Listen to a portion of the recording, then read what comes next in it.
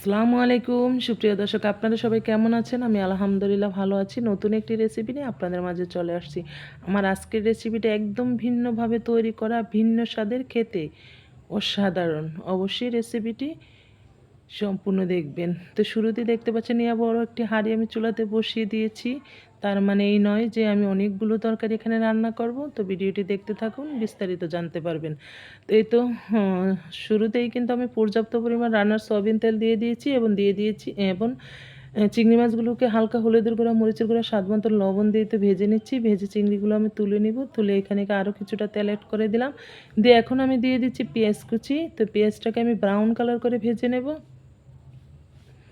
পেঁয়াজটাকে brown colour করে ভেজে এখানে আমি দিয়ে দিব রসুন বাটা এবং পেঁয়াজ বাটা। আগে দিয়ে দেবো পেঁয়াজ বাটা, তারপরে দিয়ে দেবো রসুন বাটা। দিয়ে মশলাটাকে আমি ভালোভাবে ভেজে নেব। ভেজে এখানে কিছুটা পানি অ্যাড করব।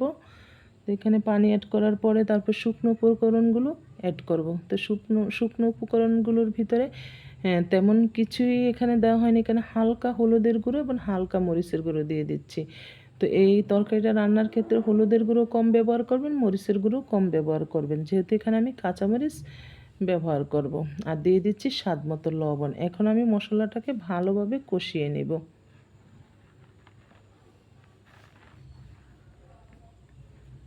এই তো মশলাটাকে আমি ভালোভাবে কষিয়ে নিচ্ছি।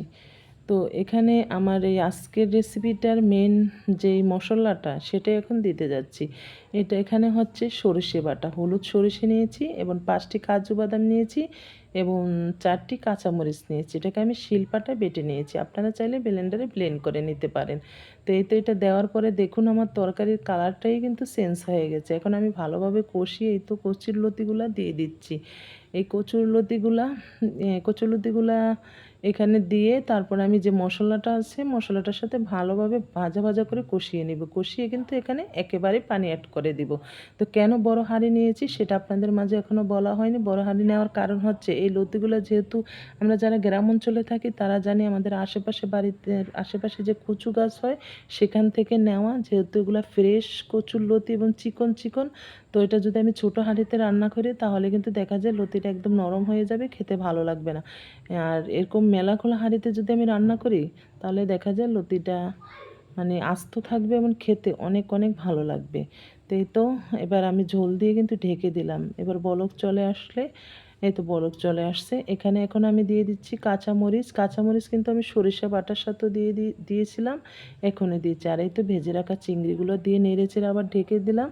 তো এই তো আমার রেসিপিটা প্রায়ই শেষ পর্যায়ে। আমার এই ভিডিওটি বা রেসিপিটা যদি আপনাদের ভালো লাগে অবশ্যই লাইক শেয়ার কমেন্ট করবেন। আরও বেশি ভালো লাগলে অবশ্যই পেজটাকে ফলো করে সঙ্গে থাকবেন নিত্য নতুন রান্না বান্না এবং নিত্য নতুন ব্লগ ভিডিও পাওয়ার জন্য।